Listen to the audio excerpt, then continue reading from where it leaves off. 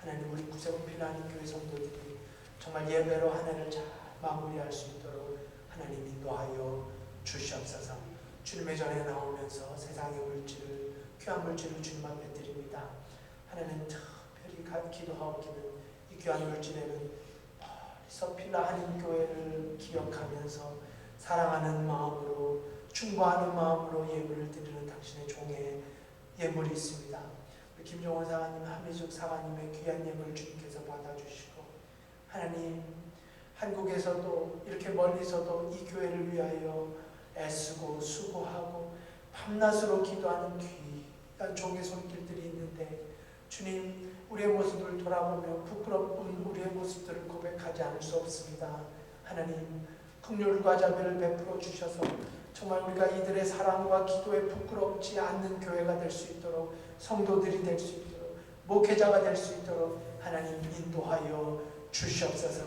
마음을 주님 앞에 드리며 세상의 물질을 드리는 귀한 당신의 권속들, 우리 11조를 드리는 일터마다, 직장마다, 사업터마다 하나님 함께 하시고, 그들의 사업에 주님께서 경영자가 되어주시고, 하나님께서 사장이 되어주시고, 하나님 감사헌금을 드리는 귀한 가정에 하나님께서 호주가 되어주셔서, 주인이 되어주셔서 정말 우리 필라 한인교회 속해 있는 모든 성도들의 삶 속에서 감사와 찬양이 넘쳐날 수 있도록, 11조의 독이 줄어들지 않도록 하나님께서 함께하여 주시옵기를 간절히 기도드립니다.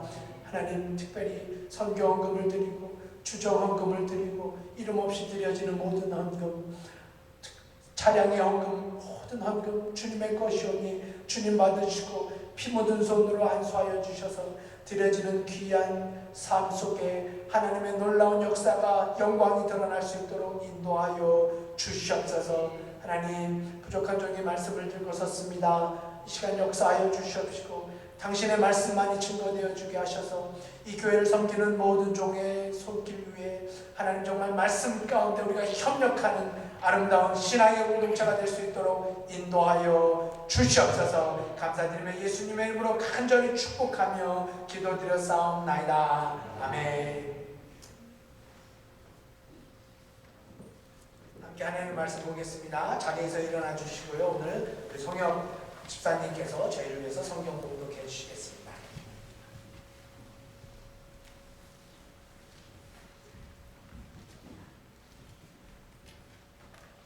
오늘의 본문 말씀은 마태복음 25장 1절에서 13절까지입니다. 마태복음 25장 1절에서 13절까지입니다.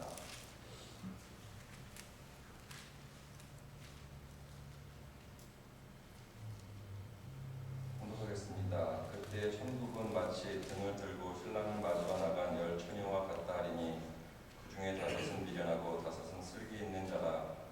미련한 자들은 등을 가지되 기름을 가지지 아니하고 슬기 있는 자들은 그릇에 기름을 담아 등과 함께 가져갔더니 신랑이 더디움으로 다 졸며 잘세.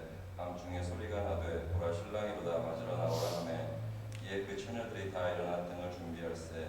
미련한 자들이 슬기 있는 자들에게 이르되 우리 등불이 꺼져가니 너희 기름을 좀 나눠달라 하거나 슬기 있는 자들이 대답하여 이르되 우리와 너희가 쓰기에 다 부족할까 하노니 차라리 파는 자들에게 가서 너희 쓸 것을 사라 하니 그들이 사러 간 사이에 신랑이 오므로 준비하였던 자들은 함께 혼인잔치에 들어가고 문은 닫힌지라. 위에 남은 처녀들이 와서 이르되 주여 주여 우리에게 열어주소서. 대답하여 이르되 진실로 너희에게 이르노니 내가 너희를 알지 못하노라 하였느니라. 그런즉 깨어있으라. 너희는 그 날과 그 때를 알지 못하느니라. 아멘. 자리 앉아주세요. 감사합니다. 소속사님 감사드려요. 사실은 이제 병사가 되면 이렇게 군복을 입고 또 강단에 서게 되는데 우리 송부교님은 옷이 작아서 거든요. 큰 옷을 준비하려고 합니다. 우리 소속사님 감사를 드리고요. 성경 퀴즈 대회에 지금 계속 준비 중에 있어요. 이제 저희들이 예배 끝나고 조금 더 진지하게 의논을 해볼 텐데 언제가 좋을지. 사실은 매년 갖는 행사이지만 이번에는 제 마음속에 이렇게 부담이 그 어느 때보다 많이 되면서 더 많은 시간을 제가 준비하고 있는 게 사실입니다. 어제도 농구장 가서도 제가 그 성경 본문을 이 전화기로 계속 그 성경 본문을 묵상했는데요. 언제가 됐든 정말 좋은 시간이 됐으면 좋겠어요. 그 성경 기준 대회가 기쁜 시간이 되었으면 좋겠습니다. 온 교인들이 말씀 안에서 즐거운 시간, 말씀 안에서 마음껏 웃을 수 있는 시간이 되기를 간절히 제가 소망하고 그렇게 준비 중에 있는데요. 그런 시간이 되기 위해서는 저절로 되는 게 결코 아닙니다. 그렇죠. 예. 지난 주일 밤 정말 말로는 형용하기 쉽지 않은 크리스마스 베네핏 콘서트가 너무 멋지게 아름답게 끝이 났어요. 그냥 저절로 그렇게 된 게 아니죠. 강목사님. 네. 그냥 아무런 노력이나 수고 없이 된 게 아니라는 사실을 그 자리에 함께 하신 분들이었다면 모두 다 한결같이 느꼈으리라고 믿습니다. 다시 한번 이 자리를 빌어서 수고하고 헌신해 주신 모든 분들, 특별히 우리 강윤혜 반주장님께 진심의 감사의 말씀을 드립니다. 네, 어떤 연주회도 저절로 멋진 연주회가 될 수 없듯이 이제 우리가 갖게 될 성경 퀴즈 대회, 뭐 제가 아무리 좋은 시간, 기쁜 시간, 즐거운 시간이 되기를 소망해도 절대로 저절로 되는 게 아니죠. 꼭 예상 문제나 다름없는 우리 예수님의 비유에 관한 말씀을 꼭 한 번쯤 읽어보시고 묵상하시고 외워도 보시고, 우리 손부개님 영어로도 이렇게 준비하고 이렇게 공부하고 있는데요. 이미 하나님께서 큰 상을 예비해 주신 줄 믿습니다. 지금도 늦지 않았어요. 오늘 청년들도 성경 퀴즈를 위한 이게 성경 공부 시간을 좀 가지려고 하는데요.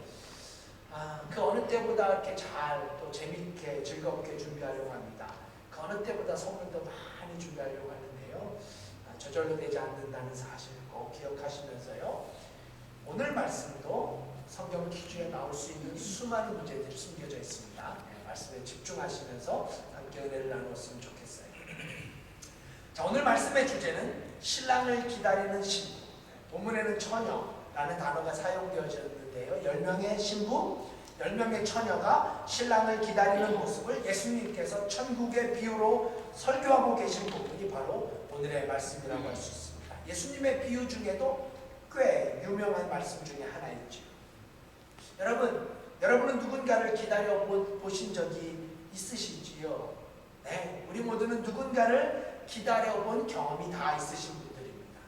그리고 우리 중에 오늘 본문 같은 기다림을 아마 가장 분명하게 경험한 분이 있다면 바로 우리 청년회장님이 아닐까 하는 생각이 들어요. 물론 오늘 말씀과는 반대로 신랑이 신부를 기다리는 모습이었는데요.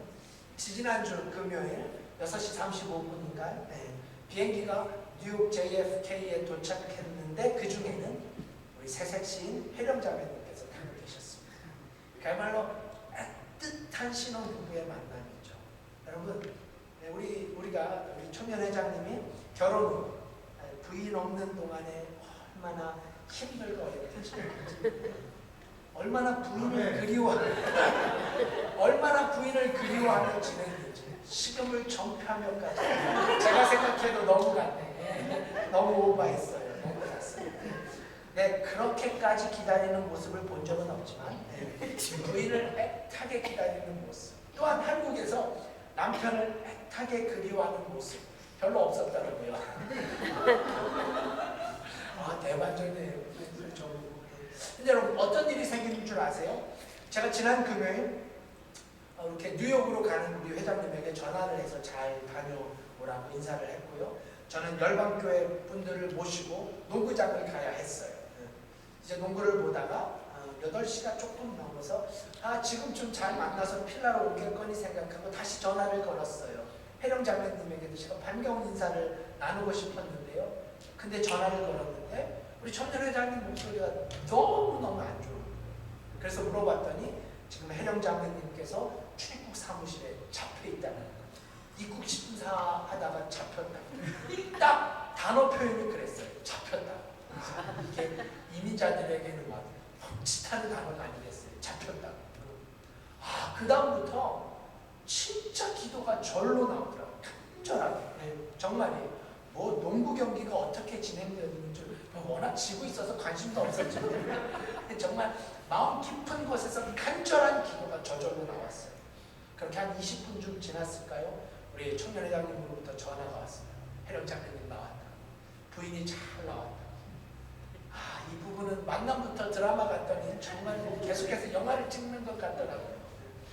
여러분, 이민국에서 두 사람이 우리 혜령 자매님을 끌고 나오면서 99%는 못 나오는 건데 정말 럭키하다고 그렇게 얘기를 했다라는 거예요. 그러면서 우리 송영재님이 간증한다고, 간증이라고 말하는데 제 온몸에 정말 전율이 싹 오더라고요. 여러분, 세상 사람들은 이걸 럭키하다라고 하고 우리 크리스찬들은 이렇게 말합니다. I'm blessed. 그러니까 세상 사람들은 I'm lucky라고 말하지만 우리 크리스찬들은 I'm blessed. 우리 스모 혜령 자매님 부부가 그저 세상 사람들이 말하는 럭키가 아니라 진정으로 하나님의 축복을 받는, 그래서 우리가 They are blessed 라고 고백할 수 있는 그런 아름다운 신혼부부가 될 수 있도록 예수 그리스도의 이름으로 축복합니다. 앞으로 혜령 자매님의 이민 수속 절차도 그야말로 하나님의 축복으로 잘 진행되어 줄 수 있도록 중보해 주시길 부탁을 드립니다. 제가 주례를 못해서 주례사를 대신한 거예요. 그랬으면 좋겠어요. 그래서 중매 같은 역할을 했던 우리 강집사님, 송집사님 부부도 함께 기뻐할 수 있는, 뭐 강집사님 부부뿐 아니라 우리 교회 많은 부부 청년들이 저들의 닭살 행간을 보면서 아름다운 영향을 받을 수 있기를 소망해 봅니다. 자, 저는 오늘 말씀을 준비하면서 특별히 오늘 말씀은 성경이 이 10처녀의 비유를 통해서 우리에게 전하고자 하는 진정한 메시지는 무엇입니까? 이 비유의 말씀이 주는 교훈이 무엇이며 하나님의 뜻이 무엇인가에 분명한 초점을 맞춰야 한다는 생각이 들었어요. 왜냐하면 대부분 비유의 말씀도 그렇지만 비유의 말씀들은 그 정확한 비유의 목적과 교훈을 제대로 파악하지 않는다면 이야말로 요즘 개콘 유행하는 말로 아무 의미 없다가 될 수 있기 때문이에요. 그런 차원에서 오늘 말씀을 볼 때 저는 무엇보다 오늘 비유의 말씀을 하신 예수님의 의도는 미련한 5처녀에 대한 교훈이라고 생각했어요. 미련한 5처녀에 관한 교훈을 가르치시면서 우리에게 지혜로운 5처녀가 되어야 한다는 말씀을 전하고 싶으셨다고 생각이 됐어요. 그래서 우리가 오늘 던지고 싶은 질문은 우리 예수님께서 선택받지 못한 미련한 5처녀의 비극을 통해서 우리에게 가르치시고자 했던 메시지는 무엇인가입니다. 예수님이 이 말씀을 통해서 하시고 싶은 진정한 메시지는 무엇인가? 미련한 5처녀의 비극을 통해서 우리는 진정 어떤 믿음의 교훈을 얻어야 할까요? 자, 첫 번째로 우리는 오늘 본문을 보면서 가장 먼저 주목해야 할 사실은 본문에 등장한 미련한 5처녀와 지혜로운 5처녀 모두 겉모습이 결코 다르지 않았다는 사실에 우리는 먼저 주목할 필요가 있어요. 오늘 본문은 미련한 5처녀와 슬기로운 5처녀의 모습을 그렇게 다르지 않게 보여줍니다. 자, 본문의 상황을 잘 보세요. 미련한 5처녀도 지혜로운 5처녀도 마찬가지로 결혼 잔치의 초대를 받았죠. 이 10처녀들은 다 기쁘게 이 초대에 응하게 됩니다. 그래서 미련한 5처녀와 지혜로운 5처녀가 함께 신랑을 기다리고 있어요. 그들은 똑같이 다 함께 신랑에 대한 기다림이 있었어요. 그리고 잘 보세요. 미련한 5처녀와 슬기로운 5처녀 모두 똑같이 자고 있었습니다. 우리가 보통 이 말씀을 이해할 때 이 지혜로운 5처녀는 깨어 있었기 때문에 신랑을 맞이할 수 있었다라고 쉽게 생각해 버려요. 그러나 그렇지 않습니다. 오늘 본문을 다시 한번 자세히 봐주세요. 이게 성경을 자세히 봐야 할 결정적 이유예요. 본문의 5절 말씀. 5절 말씀 함께 읽어보십시다. 5절 함께 읽어요. 시작. 신랑이 더디움으로 다 졸며 잤다. 네, 다 잤어요. 그래요. 미련한 5처녀뿐만 아니라 지혜로운 5처녀까지도 다 같이 졸았어요. 졸리면 다 같이 조는 거지요. 지혜로운 사람이라고 해서 안 조는 게 아니고 미련한 처녀기 때문에 조는 게 아니에요. 졸리면 다 같이 조는 것 아니겠습니까? 여러분, 이거 우리가 문제 삼지 말아야 합니다. 이 10처녀들은 지혜롭거나 미련하거나를 떠나서 다들 피곤해 있었고 그래서 다 함께 졸았습니다. 이쯤 제가 조금 더 이 신혼부부에 대한 말씀을 좀 드릴까요? 지난주 그렇게 드라마틱하게 미국에 도착한 우리 해령자매님을 제가 그 다음날 교회에서 만났어요. 우리 예술학교에. 그런데 시차감은 전혀 느껴지지 않는 거예요. 제가 그랬어요. 시차를 느끼지 않았던 두 사람이 있는데 나이 많이 드신 저희 어머니랑 우리 해령자매님이랑. 그러면서 역시 사랑의 힘이 대단하구나. 사랑의 힘이 크구나. 본인도 그래요. 주일날 연주회 때문에 뭐 밤늦게까지 교회에서 쌩쌩하게 있는 거예요. 우리는 시차를 못 느끼겠다.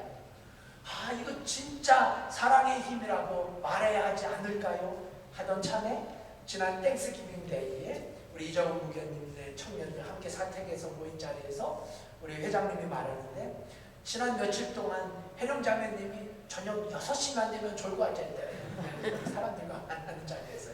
그럼요, 이게 정상이죠. 그리고 졸리면 자야죠. 왜요? 시차는 의지의 문제가 아니기 때문입니다. 시차는 의지로 해결되어지는 것이 아니라 시간이 해결해 주게 되어 있기 때문이죠. 그 전까지는 졸리면 자는 거예요. 사람과는 전혀 무관하고, 물론 작은 쓰레받기 하나로 집 앞에 모든 눈을 다 치워버리는 것, 이건 사랑일지 몰라도 졸리고 안 졸리고로 사랑을 말하는 건 매우 유치한 발상이 아닐 수 없습니다. 네, 마찬가지예요. 오늘 본문에서도 지혜로운 다섯 처녀도 미련한 다섯 처녀도 다 같이 졸고 있었습니다. 다섯 처녀는 신랑을 더 사랑했고 다른 다섯 처녀는 신랑을 덜 사랑했고가 아니라 그냥 졸리면 다 졸 수 있는 거죠. 무슨 말씀이에요? 이 열 처녀의 겉모습이 그렇게 다르지 않았다라는 사실입니다. 결코 다르지 않았어요. 자, 또 계속해서 보십시다.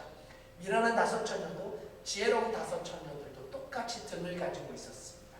모두 다 등을 가지고 있었어요. 그럼요, 겉모습은 그렇게 다르지 않았어요.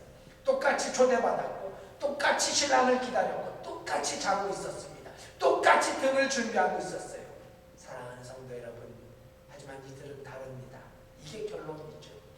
똑같은 것처럼 보이지만 결론은 달라요. 다섯 처녀는 지혜로운 여인이 되고 다섯 처녀는 미련한 여인이 됩니다. 반드시 기억하셔야 돼요. 자, 이제 이 사건을 우리의 시선으로 돌려볼까요? 우리는 흔히 교회에 출석하면서 겉으로 행하는 예배의식 때문에 모든 것이 다 해결되었다고 착각할 때가 있습니다.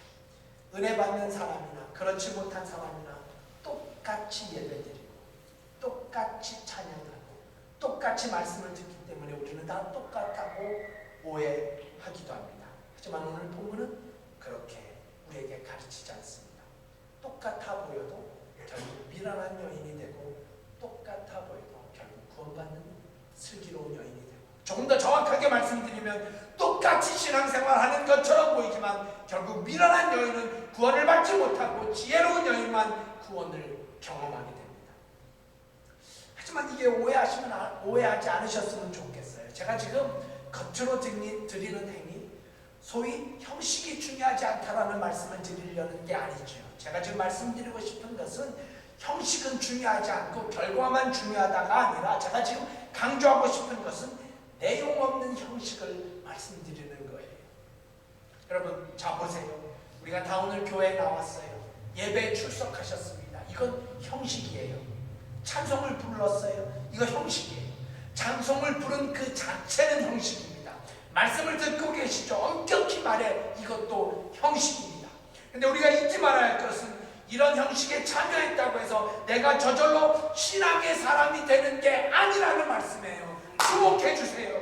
이런 예식에 참여했다고 해서 자동적으로 내 신앙으로 보증되는 게 아니라는 말씀.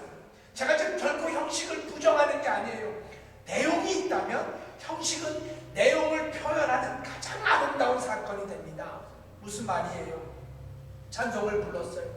오늘 제가 너무너무 은혜스럽게 우리 찬양팀의 찬송을 불렀어요. 그런데 누군가 그냥 노래를 부른 게 아니라 그 찬송을 부르면서 정말 내 모든 것은 다 변했다. 예수 그리스도의 보혈의 피로 구원받았다. 우리가 오늘 그런 찬송을 불렀잖아요. 예수를 알기에 내 모든 것이 다 변했다고 전 인격을 다해 주님을 찬양했다면 이 찬송의 형식은 없어서는 안 될 아름다운 행위입니다. 소중한 형식이에요. 다 같이 말씀을 듣습니다. 하지만 말씀을 들으면서 그저 좋은 강의 한 편 듣는 게 아니라 오늘 이 시간에 나에게 하나님께서 말씀하시는 그분의 말씀으로 듣고 그 말씀을 가슴에 새길 수 있다면 오늘 지금 이 순간이야말로 무엇과도 바꿀 수 없는 거룩한 시간이 됩니다. 거룩한 순간이에요. 다시 본문으로 돌아가 보십시다. 열 처녀들의 모습은 그렇게 다르지 않았습니다. 그렇죠? 초대받은 것, 등을 가지고 있었던 것, 다 같이 졸고 있었던 것, 다 똑같았어요. 그런데 다른 게 있었어요. 그게 뭐예요? 본문의 3절과 4절 우리 확인해 보십시다. 3절과 4절 어떤 일이 일어났는지 함께 읽어요. 시작! 미련한 자들은 등을 가지되 기름을 가지지 아니하고 슬기 있는 자들은 그릇에 기름을 담아 등과 함께 가져간다라. 네, 결정적인 단서. 지혜로운 처녀와 미련한 처녀로 나누게 된 결정적인 증거가 뭐였어요? 기름입니다. 기름이에요. 자, 이 기름의 문제를 갖고 성경학자들 간에 이견이 대립합니다. 왜냐하면 기름의 의미가 과연 무엇인가라는 질문 때문이에요. 여러분은 어떻게 생각하십니까? 전통적인 해석에 따르면 많은 경우 우리가 이 기름을 성령님이라고 이해합니다. 그렇죠. 하지만 여기에 이견을 제시하는 학자들이 적지 않아요. 왜냐하면 이 기름이 성령님이라면 과연 성령님이 오늘 본문의 기름처럼 없어질 수 있느냐라는, 그러니까 다 없어질 수 있느냐라는 문제 때문이에요. 기름이 있다가 시간이 지나면 다 없어지는 것처럼 성령이 있다가 과연 없어질 수 있는가? 저는 후자의 경우가 더 타당하다고 생각해요. 근데 여러분, 왜 학자들 간에 이견이 대립하냐면 많은 경우 여전히 성령이 기름으로 상징되어지기 때문이죠. 그러니까 참 이 성경이 쉬운 것 같으면서도 어렵고 이해될 것 같으면서도 이해가 안 될 때가 있어요. 이게 바로 성경 공부가 반드시 필요한 이유가 아니겠습니까? 성경 공부를 위해서 성경 기주도 하는 거죠. 아무튼 오늘 본문의 사건을 시작하면서 우리는 미련한 다섯 처녀와 지혜로운 다섯 처녀의 모습이 그리 다르지 않았다는 사실을 놓치지 말아야 돼요. 그러면서 우리는 우리 스스로에게 물을 수 있어야 합니다. 나는 과연 어느 쪽의 처녀입니까? 아니, 어떤 처녀가 되시렵니까? 지혜로운 쪽인가요? 아니면 미련한 쪽인가요?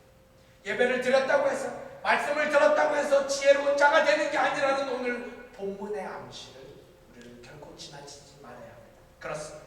지금 우리가 똑같이 예배드리고 있지만 결국 우리도 나뉠 수 있다라는 엄연한 사실 앞에 조금 더 진지해질 수 있게, 조금 더 진지한 신앙인이 될 수 있기를 주님의 이름으로 부탁을 드립니다. 자, 그럼 이제 한 걸음 더 나아가 두 번째로 오늘 미련한 다섯 처녀의 비극을 바라보면서 우리가 배워야 할 두 번째 교훈, 그것은 신앙이라는 것은 결코 누군가가 대신할 수 없다는 사실이에요. 네, 신앙의 삶은 누구도 대신할 수 없습니다. 정말 중요해요. 저를 따라해 주세요. 신앙의 삶은 누구도 대신할 수 없습니다. 시작. 신앙의 삶은 누구도 대신할 수 없습니다. 아멘. 여러분, 오늘 본문 미련한 다섯 처녀에게 위기가 닥치게 됩니다. 위기가 닥쳐요. 어떤 위기예요? 기름이 떨어졌어요. 기름이 바닥났어요. 한 설교가는 그리스도인의 참된 신앙은 언제나 위기 앞에서 그 진가를 드러낸다고 설교합니다. 그렇죠. 참된 신앙은 언제나 위기를 통해서 그 진가가 발휘되죠. 왜요? 그때가 바로 진짜와 가짜가 구별되어지기 때문입니다. 이미 말씀드린 대로 미련한 처녀나 지혜로운 처녀나 별 다를 게 없었어요. 하지만 위기 때 분명하게 차이가 나게 됩니다. 위기 때 드러나게 돼요. 자, 오늘 본문을 조금 더 가까이 들여다볼까요? 자, 신랑이 도착했어요. 네. 기다리고 기다리던 신랑이 도착했어요. 여러분, 이거 띄어쓰기가 중요합니다. 잘못하면 아기다리, 고기다리가 돼요. 정말 썰렁하군요. 익숙해져서 전혀 요동치 않고 계속 설교를 전하렵니다.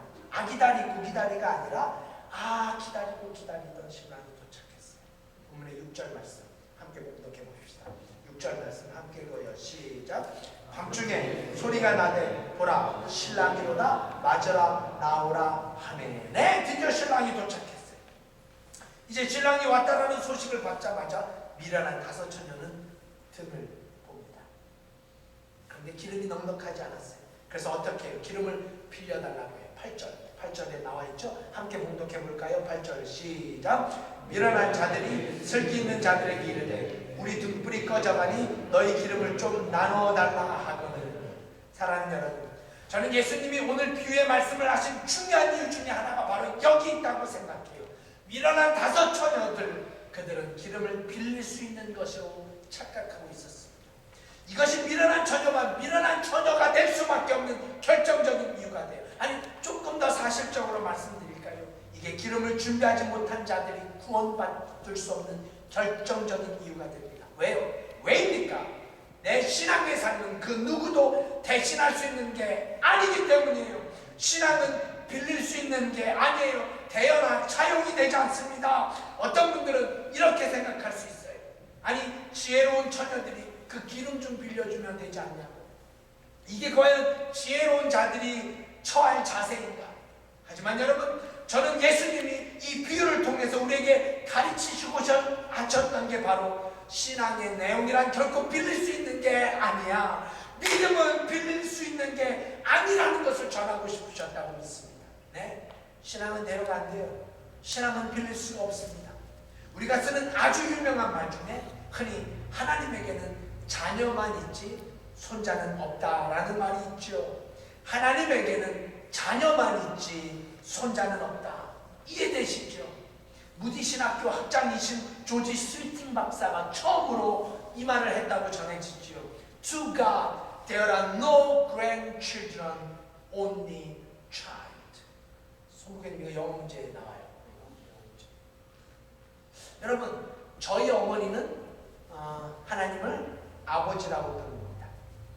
저희 어머니가 하나님을 아버지라고 불러요. 그럼 저희 어머니에게 아버지는 제게 할아버지가 됩니다. 근데 제가 하나님을 할아버지라고 부르지 않죠. 왜요? 하나님에게는 오로지 자녀만 있기 때문에. 네, 그래서 수많은 신앙의 대선배들이 이렇게 말하곤 했어요. 신앙은 철저하게 개인적인 것입니다. 신앙은 철저하게 개인적인 것이다. 그래서 누구도 대신할 수 없는 거죠. 누구도 나의 신앙을 대신할 수 없습니다. 나의 아버지 때문에, 나의 어머니 때문에, 혹은 내 남편 때문에, 내 아내 때문에, 나 심심하면 가끔 교회에 출석하기 때문에 나는 그리스도인이라고 말하는 사람이 있다면 그것은 오해예요. 누가 언제 그리스도인의 정의를 그렇게 정의했습니까? 신앙의 삶은 누구도 대신할 수 없어요. 그렇습니다. 그래서 누구도 대신 천국에 갈 수 없고 누구도 대신 지옥에 갈 수 없습니다. 내가 천국에 가는 거고 내가 지옥에 가는 거예요. 그렇다면 여러분, 우리는 과연 어떤 처녀가 되어야 하겠습니까? 자, 이제 마지막으로 오늘 본문을 통해서 주님께서 우리에게 말씀하시고자 하는 정말 중요한 믿음의 교훈은 무엇일까요? 그것은 바로 기회라는 것은 언제나 있는 것이 아니라는 사실을 주님은 가르치고 계십니다. 기회라는 게 언제나 있는 게 아니라는 말씀이에요. 자, 본문의 10절을 함께 봉독해 보십시다. 10절 함께 읽어요. 시작. 저희가 사러 간 동안에 신랑이 오므로 예비하였던 자들은 함께 혼인잔치에 들어가고 문은 닫힌지라. 여러분, 이 구절에서 예수님이 강조하신 단어가 무엇이었을까요? 그게 바로 문이 닫혔다라는 사실이에요. 네, 문이 닫혔습니다. 문이 closed 됐어요. The door is closed. 언제나 열려 있었던 그 문이 이제 닫혀버렸어요. 그리고 성경은 그 닫혀진 문은 이제 결코 열리지 않는다고 증거합니다. 사랑하는 여러분, 잘 들어주세요. 문이 닫히기 전에 기회라는 것은 얼마든지 존재합니다. 범사에 기회가 있어요. 오늘 본문에서도 저는 미련한 5 처녀에게 얼마든지 기회가 있었다고 생각해요. 얼마든지 기름을 준비할 찬스가 있었어요. 하지만 그들은 그 기회를 놓쳤습니다. 기회를 잃어버렸어요. 아니, 기회를 소중하게 여기지 않았어요. 어쩌면 언제든지 기름을 준비할 수 있다라는 생각 때문에 미련한 처녀는 더 게을러지고 더 나태해졌는지 모르겠어요. 여러분, 정말 잘 들어주세요. 미련한 처녀들은 언제든지 기름을 준비할 수 있었다라고 생각했어요. 그런 생각이 이들을 더 게으르게 만들고 더 나태하게 만들었어요. 그래요, 사랑하는 여러분, 우리는 언제나 그렇게 생각합니다. 마음만 먹으면 언제든지 교회 나갈 수 있다고 생각해요. 마음만 먹으면 언제든지 성경 공부할 수 있고, 마음만 먹으면 언제든지 열심히 교회 봉사할 수 있다고 생각합니다. 내게 기회는 언제든지 존재한다고 착각해요. 구원받을 수 있는 기회가, 거듭날 수 있는 기회가, 지혜로운 처녀가 될 수 있는 기회, 내가 예수님을 모르는 것도 아니고 교회에 대해서도 잘 알고 있고, 아니 직분도 받았는데 조금 있다 해도 구원은 늦지 않는 거라고 생각해요. 마치 유행가의 한 가사처럼, 그래 있다가요, 안돼 조금만 더 있다가, 있다 해도 될 거라고 생각합니다. 조금만 더 있다 해도 구원받을 수 있다라고 생각해요. 하지만 사랑하는 성도 여러분, 오늘 미련한 처녀의 비극을 기억해 주십시오. 조금만 더 있다가요. 여러분, 그들의 최후가 어떻게 됐습니까? 본문의 12절은 이렇게 증거합니다. 본문의 12절 함께 큰 소리로 봉독하십시다. 시작. 대답하여 가로되 진실로 너희에게 이르노니 내가 너희를 알지 못하노라 하였느니라. 여러분, 성경에서 진실로라고 시작되면 정말이라는 말이에요. 그냥 간단하게 정말 진짜라는 사실을 강조하는 거예요. 그럼 무슨 말이 됩니까? 아무리 교회를 다녔어도, 아무리 교회를 10년, 20년 다녔어도, 아무리 직분을 받았어도 하나님은 진짜로 당신을 알지 못한다고 말할 수도 있다는 사실. 제가 좀 성경 구절 한 구절을 여러분에게 소개하고 싶어요. 고린도후서 6장 2절 말씀. 우리 본문에 주보를 넣어두시고 조금만 뒤로 가면 돼요. 신약성경 291페이지. 참 유명한 말씀이죠. 고린도후서 6장 2절 말씀. 291페이지 신약성경. 자, 이렇게 기록되어 있습니다. 아니, 이렇게 선포합니다. 가라사대 내가 은혜 베풀 때 너를 듣고 구원의 날에 너를 도왔다 하였으니. 그 다음부터 같이 읽을까요? 시작. 보라, 지금은 은혜 받을 만한 때요. 보라, 지금은 구원의 날이로다. 아멘. 여러분, 언제가 은혜 받을 때라고요? 언제가 구원받을 날이라고요? 이따가요? 아니죠, 아닙니다. Now, 지금이에요. Now, 지금 당장. 그렇습니다. 이 성경이 한결같이 우리 믿음의 성도들에게 강조하는 게 무엇입니까? 오늘의 기회가 내일도 있는 게 아니라는 사실이죠. 오늘의 기회가 내일도 여전히 있는 게 아니에요. 오늘 예수님이 우리에게 가르치시고자 하셨던 것, 기회라는 게 다시는 오지 않을 때가 있다라는 말씀입니다. 하지만 여러분, 이 말씀이 우리에게 또한 얼마나 큰 위로가 되고 힘이 됩니까? 무슨 말이냐고요? 여러분, 이 말씀을 깊숙이 묵상해보면 정말 큰 위로가 돼요. 이게 제 간증이에요. 왜요? 그것은 우리에게 아직도 여전히 기회가 있다라는 사실을 증명해주고 있기 때문이죠. 아직 여러분과 제가 미련한 처녀의 비극으로 끝나지 않았다라는 거예요. 자, 이미 읽었던 말씀이지만 본문의 5절, 다시 본문으로 가십시다. 마태복음 25장 5절 말씀. 자, 열 처녀들이 다 같이 졸았습니다. 왜요? 신랑이 더디 왔기 때문이에요. 신랑이 늦게 왔기 때문에 기다리던 열 처녀들이 피곤한 몸에 졸게 됩니다. 그런데 여러분, 왜 신랑이 더디 왔을까요? 왜 신랑이 늦게 왔어요? 아주 중요한 질문이에요. 왜 신랑이 더디 왔단 말입니까? 이 기회 때문이 아니었겠어요? 찬스 때문이었습니다. 더 솔직히 말씀드릴까요? 저와 여러분에게 주님께서 기회를 주시기 위해서였어요. 그러므로 어떤 면에서 신랑이 늦게 왔다라는 사실이 이게 얼마나 감사한 일입니까? 네, 밤중에 어쩌다 자다 깨어 보니까 기름이 다 달아지고 있는 거예요. 안 되겠구나. 이제라도 기름을 다시 넣어야지 라고 생각하는 사람에게 있어서 신랑이 아직 오지 않았다는 사실이 얼마나 은혜스럽고 얼마나 다행스러운 일입니까? 하지만 여러분, 우리는 반드시 그 반대를 생각해 봐야 돼요. 어떤 사람은 평생 졸다가 그냥 그렇게 가는 사람이 있을 수 있다는 사실, 진리를 오늘 성경이 말해주고 있지 않습니까? 밤중에 어쩌다 한번 깨라는 일도 없이 내가 이렇게 살아서는 안 되지, 이대로 살면 구원받을 수 없지 하는 어느 한순간 내게 찾아온 그 깨달음도 없이 졸다가 가는 사람들이 있습니다. 반면 어느 날 갑자기 내가 이렇게 무의미하게 살 수는 없지, 이대로 잠만 잘 수는 없지, 이것이 하나님의 뜻이 아니자며 깨어나는 사람이 있어요. 이런 이들에게 있어서 주님이 이 땅에 아직 오시지 않았다는 사실이, 아직 신랑이 더디 오고 있다는 사실이 얼마나 다행스러운 일입니까? 왜요? 아직 기회가 있기 때문이죠. 찬스가 있기 때문이에요. 할렐루야. 사랑하는 구세군필 하나님의 성도 여러분, 오늘 본문은 기회가 있다라는 것만을 강조하지 않는다는 사실에 주목하셔야 합니다. 네, 기회가 있다는 것은 강조하지만 더불어 그 기회가 언제나 존재하지 않는다는 사실도 오늘 본문은 우리에게 이야기해주고 있기 때문입니다. 그렇습니다. 다섯 처녀가 그랬듯이 여러분과 저에게 계획된 주님과의 만남은 예고 없이 어느 날 갑작스럽게 찾아오게 됩니다. 여러분, 기회가 왜 늘 있는 게 아닐까요? 왜요? 결국 신랑 대신 예수님이 오시기 때문입니다. 그리고 우리는 언젠가 그 그리스도의 심판대 앞에 설 거라는 사실, 비록 더디 올 것 같고 아직도 내게 남은 인생이 짧아 보이지 않아서 여전히 기회가 있는 것 같지만 결국 신랑이 오십니다. 기억하십시오. 그 주님은 예고 없이 오신다는 사실을 말이죠. 그 주님은 어느 날 갑자기 찾아오신다는 말이죠. 갑자기 어느 날 예고 없이 주님은 저의 삶을, 여러분의 삶을 결산할 수 있다는 사실. 여러분, 이번 달에 한국의 많은 사람들을 슬프게 했던 두 공인의 죽음이 있었습니다. 한 분은 탤런트 김자옥 권사님의 죽음, 또 한 분은 마왕이라고 불리는 가수 신해철의 죽음.